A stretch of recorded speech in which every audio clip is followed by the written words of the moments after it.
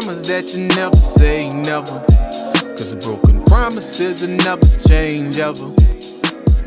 Promise. Here to give you a recap on what we've been sharing information on the 8 dimensions of health and wellness. And so far, we've gone through emotional, financial, social, spiritual, occupational, physical, and in this past week, intellectual wellness. And intellectual wellness was kind of almost just very, very basic, self-explanatory almost, but I guess not really to some. But intellectual wellness, just to recap, it involves lifelong learning, application of knowledge learned, and sharing knowledge. Some of the things that I've shared in this past week in regards to intellectual wellness was talking to others, holding conversations, mentally stimulating conversations, playing games, reading, enjoying all the arts, so cultural experiences. And like I said before, a lot of these dimensions tie into each other. So intellectual wellness ties into social wellness, and those two can also affect or impact mental wellness. But dealing with the cultural aspects of intellectual wellness and experiencing different cultural activities that can also improve your social wellness. But just a few things to go over when thinking about intellectual wellness. Some questions you can ask yourself or think about. You make an effort to learn new things. Do you make an effort to learn new things? Or do you just, go about your regular day doing the same routine? Do you try to keep on top of current affairs, local, nationally, and internationally? Do you listen to lectures, plays, musical performances, in person and online? So that's the cultural aspect or component that I was speaking of. Do you participate in creative and stimulating mental activities or games? Do you read daily, whether it be a newspaper, internet magazines? And this is the digital age where we take part in a lot of activities online. Yes, a lot of articles and magazines online, you get information from that. So that counts as well. Internet magazines, or even books from your library or local bookstore.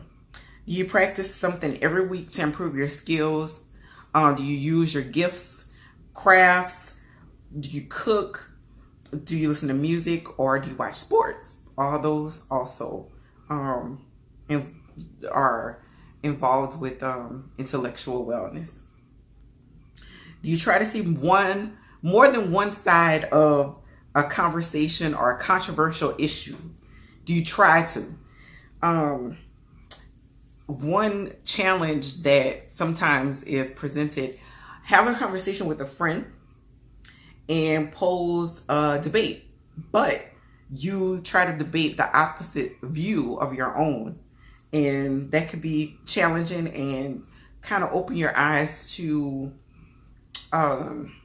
gaining more information and knowledge about the other side or another person's view. Let me think. Well, we talked about engaging in discussions. I'm looking at my notes. Do you look up things that you don't know? We're in that internet age. Google it. Do you look up things that you don't know, or you just let it be? Do you ask questions to learn from others? So getting others' feedback, information, or others' thoughts or point of view on a topic or situation can open, your mind to learning.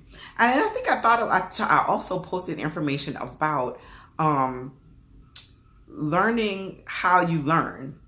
And knowing how you learn can also impact a lot of other things, your skills and work, not just work, but everyday activities as well. But figure out what type of learner you are. Are you visual? Are you auditory? And there's several other types, but look it up.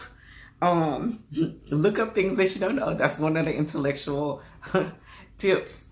I highly suggest you do that, because sometimes you may not know what type of learning you are, and you have a hard time with learning new things, especially if you're in college or whatever the case. That's important to know. If you're visual or auditory or physical, if you have to write things down, that can help you.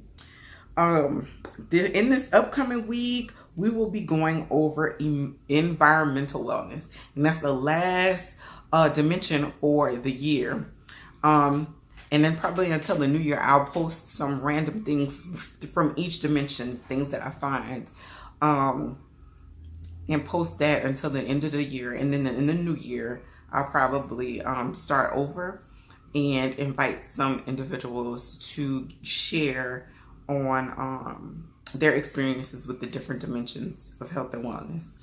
Hopefully you guys have been getting a lot of information from me. Hopefully I've helped you a little bit. Looking forward to the new year with you guys. Merry Christmas. And I hope you're enjoying your Sunday evening as well. Reach out to me if you want any specific information shared, or if you want additional information on things that I have shared. Let me know. But that's it pretty much. Have a wonderful evening. Merry Christmas. Promise that you never say never, 'cause a broken promise is never change ever.